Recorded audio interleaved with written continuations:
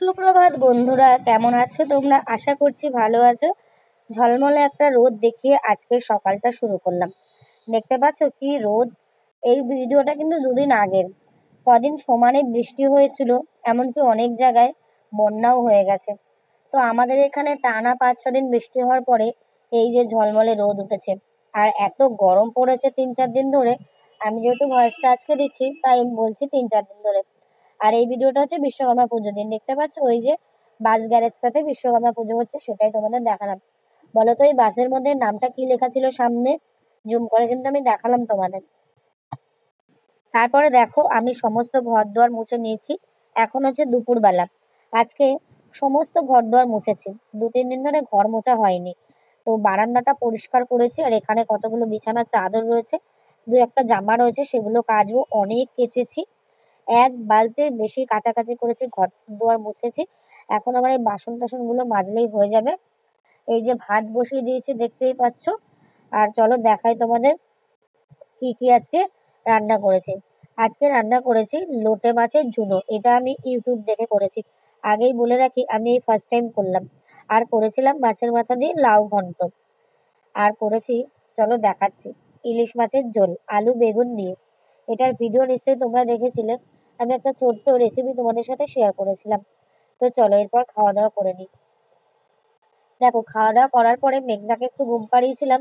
তারপর ঘুম থেকে ওঠার পরে এই যে এটা হচ্ছে পরের দিনের ব্লগ, মানে শনিবারের ব্লগ।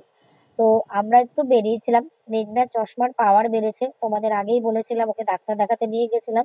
তো চশমাটা বানাতে দেওয়া হয়নি, দেবো দেবো করে। তো এই যে আজকে আমরা চশমা বানানোর উদ্দেশ্যে যাচ্ছিলাম দোকানে, কিন্তু বর্মশাই বললো হেলমেট পরে আসিনি, পুজোর বাজার, রাস্তায় খুব ভিড়, গাড়ি ধরতে পারে পুলিশে, অন্যদিন যাব। অন্যদিন মানে আবার সামনের সপ্তাহে, কেননা ওর তো ছুটি থাকে শনিবারে। তো মেঘনা বললো চলো মা মেলা থেকে একটু ঘুরেই আসি, চশমা যখন বানানো হবে না। তার জন্য আমরা যে মেলায় ঘুরতে এসেছি। আর মেলাটা মাত্র বসেছে, তাও কিন্তু 10-12 দিনের বেশি হয়ে গেছে।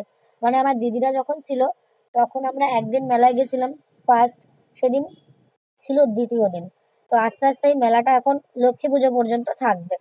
তো মেলার ভিতরে আর ব্লগটা করতে পারিনি। তো এই যে মেলার মধ্যে একটা আংটি কিনেছি, একটা কানের কিনেছি, মেঘনার জন্য একটা জামা কিনেছি।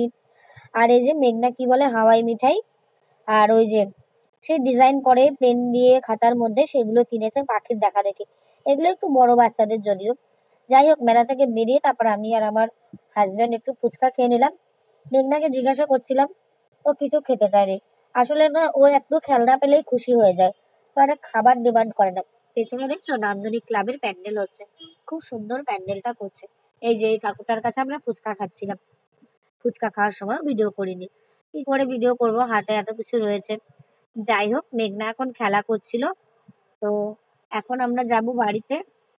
তো বাড়ি গিয়ে তোমাদের সঙ্গে আবারও দেখা হবে। তো বাইকে করে একটু ঘোরাও হলো, আর মেলাটাতেও একটু আসা হলো। প্যান্ডেলটা করছে, এখন তো রাত জেগেই প্যান্ডেল হবে তোমরা জানো। তো বাড়ি এসে মেঘনাকে জামাটা পরিয়ে দেখলাম এবার ঠিকঠাক হয়েছে কিনা। অ্যাকচুয়ালি এই জামাগুলো না 1 বছর ধরে খুব উঠেছে, বড়দেরও ছোটদেরও। মানে আমাদেরও কুর্তি, তারপরে ওয়ান পিস, এই প্রিন্টের মানে ড্রেসগুলো খুব বেরিয়েছে, তাই মেঘনার জন্য এটা নিলাম। ছোট্ট একটা ব্লগ তোমাদের সাথে শেয়ার করলাম, কেমন লাগলো জানি।